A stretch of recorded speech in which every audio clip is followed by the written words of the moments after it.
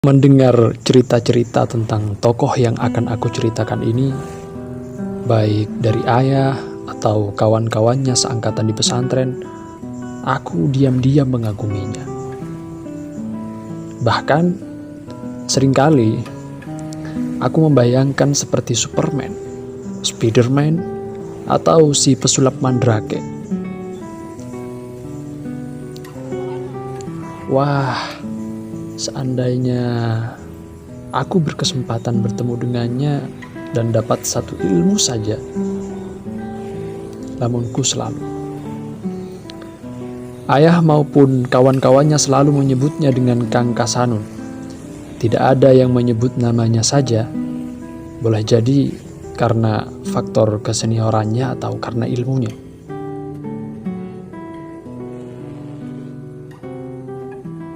Kiai Mabrur, guruku ngaji Quran dan salah seorang kawan ayah di pesantren, paling semangat bila bercerita tentang Kang Kasanun.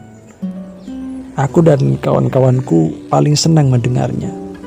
Apalagi Kiai Mabrur bila bercerita tentang tokoh yang dikaguminya itu acap kali sambil memperagakannya. Misalnya ketika bercerita bagaimana Kang Kasanun dikeroyok para begal, Kiai Mabrur memperagakan dengan memperlihatkan jurus-jurus silat. Kang Kasanun itu pendekar yang ilmu silatnya komplit, katanya terengah-engah. Yang saya peragakan itu tadi jurus silat Jibada. Jurus yang digunakan Kang Kasanun membekuk 7 begal yang mencegatnya di perjalanan. 7 orang dan Kang Kasanun sendirian. Bayangkan, kami sendiri, saya dan beberapa kawan yang berminat, setiap malam Jumat dia ajari jurus-jurus silat dari berbagai cabang. Tapi mana mungkin bisa seperti dia? Dia itu bahkan mempunyai ilmu cicak. Bila sedang bersilat bisa nempel dan merayap di dinding. Ayah sendiri sering juga bercerita tentang Kang Kasanun, tapi tidak dengan memperagakannya seperti Kiai Mabrur. Nggak tahu dia itu ilmunya dari mana. Kata ayah, suatu hari ketika sedang bercerita tentang kawannya yang disebutnya Jaduk itu, di samping menguasai ilmu silat, ilmu hikmahnya aneh-aneh. Hanya dengan merapalkan bacaan aneh, campuran bahasa Arab dan Jawa, dia bisa membuat tidur seisi musola. Pernah, dia menjadi tontonan orang sepasar gara-gara dia dihina penjual lombok, lalu lombok 1 pikul dimakannya habis. Dia tidak apa-apa, tapi penjualnya kemudian yang ngurus. Kata kawan-kawan, dia juga bisa memanggil burung yang sedang terbang di udara dan ikan di dalam sungai.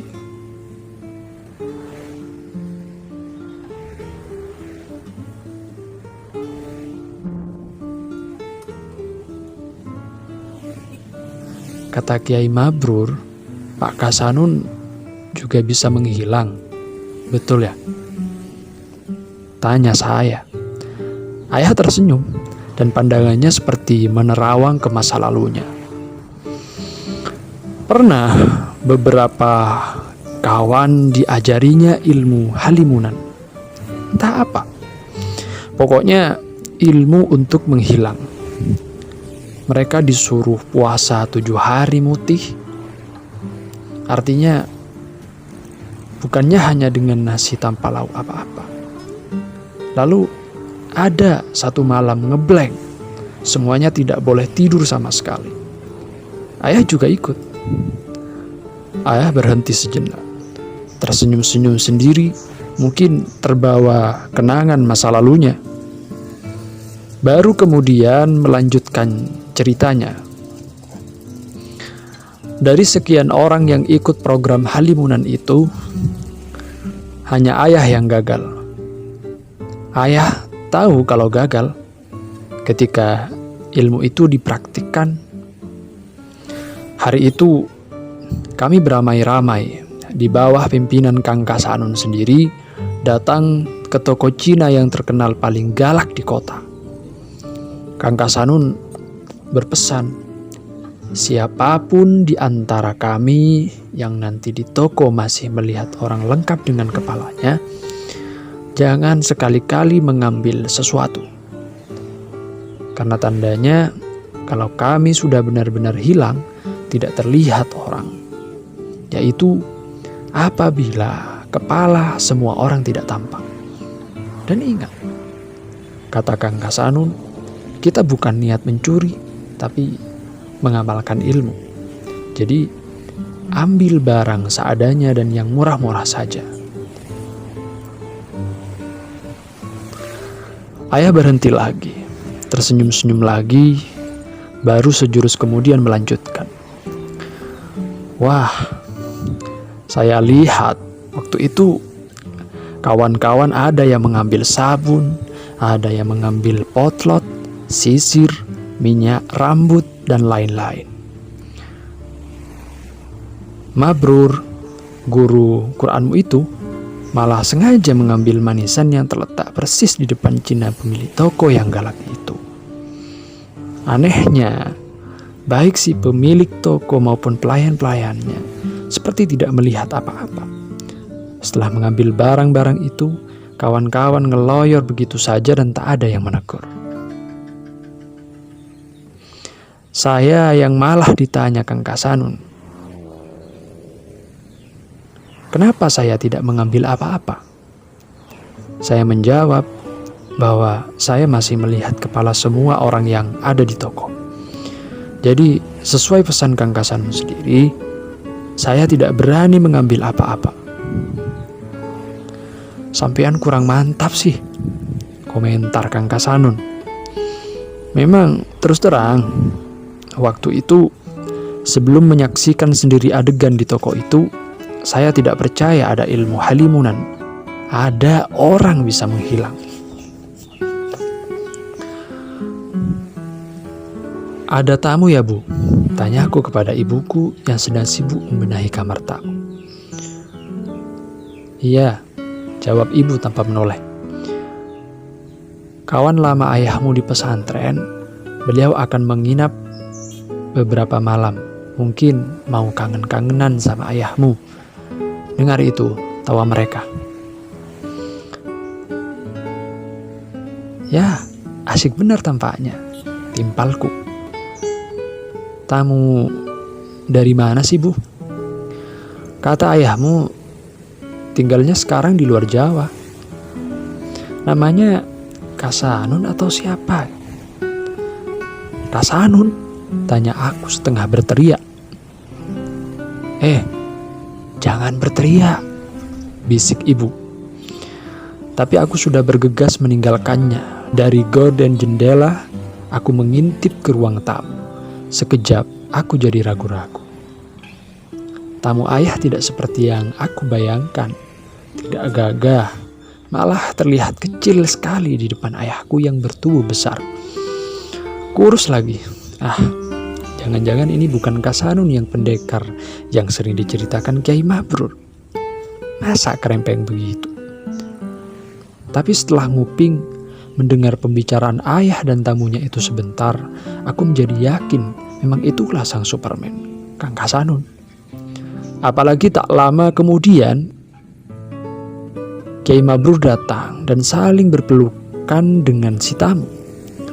Nanti malam, aku harus menemuinya, kata aku mantap dalam hati.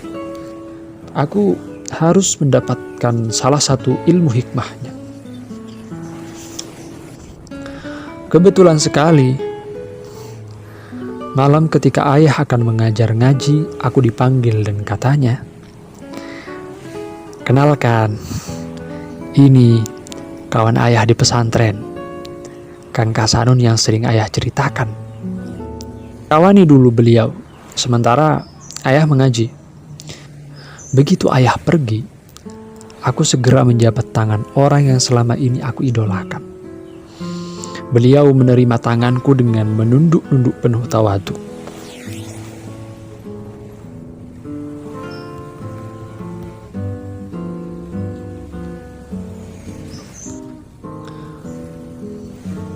"Gus, putra keberapa?" tanyanya dengan suara lembut. "Nomor 2, Kiai," jawabku sambil terus mengawasinya.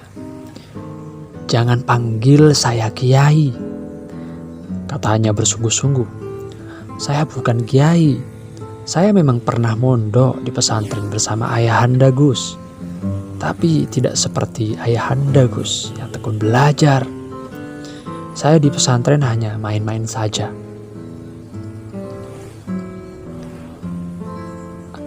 Aku tidak begitu menghiraukan apa yang beliau katakan. Aku sudah punya rencana sendiri dari tadi. Mengapa harus ditunda? Inilah saatnya. Mumpung hanya berdua, kapan lagi? "Bapak Kasanun," kata saya, sengaja mengganti sebutan Kiai dengan Bapak. "Sebenarnya saya sudah lama mendengar tentang Bapak, baik dari ayah maupun yang lain. Sekarang mumpung bertemu, saya mohon sudilah kiranya Bapak memberi ijazah kepada saya, barang 1 atau 2 dari ilmu hikmah Bapak." Mendengar permohonan saya, tiba-tiba tamu yang sejak lama aku harapkan itu menangis. Benar-benar menangis sambil kedua tangannya menggapai-gapai. Jangan Gus. Gus, jangan terperdaya oleh cerita-cerita orang tentang Bapak. Apalagi kepingin yang macam-macam seperti yang pernah Bapak lakukan. Biarlah yang menyesal Bapak sendiri. Jadilah seperti ayahanda saja. Belajar, ngaji yang giat. Dulu, ayahanda Gus pernah sekali ikut dengan kegilaan masa muda Bapak, tapi gagal. Mengapa? Bapak rasa karena ayahanda memang tidak serius. Beliau hanya serius dalam urusan belajar dan mengaji. Dan sekarang, lihatlah Bapak dan lihatlah ayahanda Gus. Ayahanda Gus menjadi kiai besar, sementara Bapak lontang-lantung seperti ini.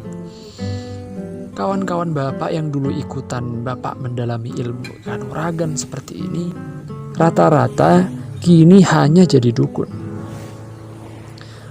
Ini masih mendingan.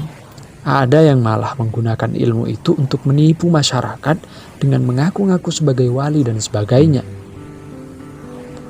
Orang awam yang tidak tahu mana bisa membedakan antara karomah dan ilmu sulapan seperti itu.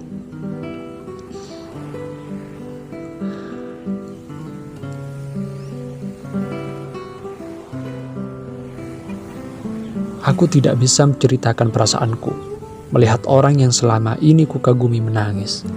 Masih terdengar sesekali isaknya ketika beliau melanjutkan. Ayahanda dan Kiai Mabrur pasti tak pernah cerita bahwa Bapak ini pernah dinasihati orang singkek tua. Karena memang Bapak tak pernah menceritakannya kepada siapapun.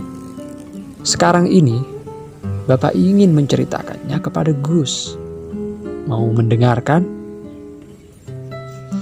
Saya hanya bisa mengangguk. Pernah dalam suatu perjalanan Bapak kehabisan sangu. Bapak pun mampir di sebuah toko milik seorang singkek yang sudah tua sekali. Begitu masuk toko, Bapak rapalkan aji halimunan Bapak. Semua pelayan dan pelanggan yang ada, tak ada yang bisa melihat Bapak. Bapak langsung menuju ke meja si singkek tua yang terlihat terkantuk-kantuk di kursi tingginya. Pelan, aku buka laci mejanya, tempat ia menyimpan uang. Bapak ambil semau Bapak. Si singkek tua tidak bergerak, namun begitu tangan Bapak akan Bapak tarik dari laci, tiba-tiba tangan keriput. Si singkek tua memegangnya dan langsung seluruh tubuh bapak lemas tak berdaya. "Ilmu begini kok kamu pamer-pamerkan?" katanya hampir tanpa membuka mulut. "Ini yang kamu peroleh sekian lamanya belajar, ha? Kasihan kamu orang. Ilmu mainan anak-anak begini untuk apa? Paling-paling buat gagah-gagahan, ha? Siapa yang genggam kamu gagah? Anak-anak kecil sama orang-orang bodoh dan orang-orang jahat saja, ha? Ada orang pintar kagum sama kamu, orang? Ada? Siapa? Orang hidup apa yang dicari? Orang hidup cari baik buat diri sendiri. Kalau bisa buat orang lain, cari senang sendiri, jangan bikin orang susah. Orang lain, ha? Pendek kata, sejak itulah Bapak tidak pernah lagi mengamalkan ilmu-ilmu gila Bapak. Nasihat yang Bapak dapat dari singkek tua itu sebenarnya hanyalah memantapkan apa yang lama Bapak renungkan tentang kehidupan Bapak. Tapi Bapak selalu ragu. Pak Kasanun memegang kedua tanganku penuh sayang. Katanya kemudian, "Kini Bapak sudah mantap. Jalan yang Bapak tempuh kemarin salah. Mestinya sejak awal Bapak mengikuti jejak ayahanda, Gus."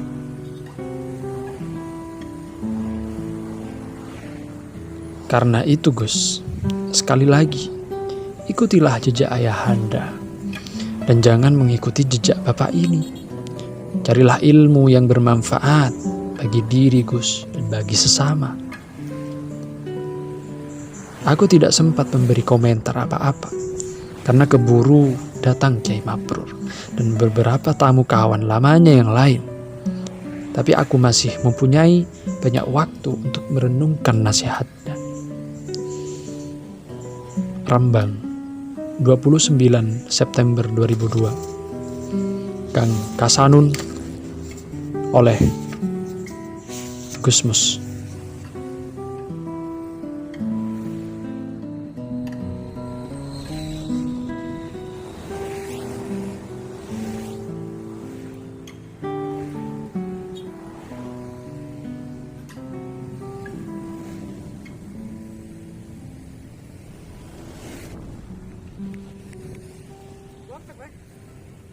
Good for you.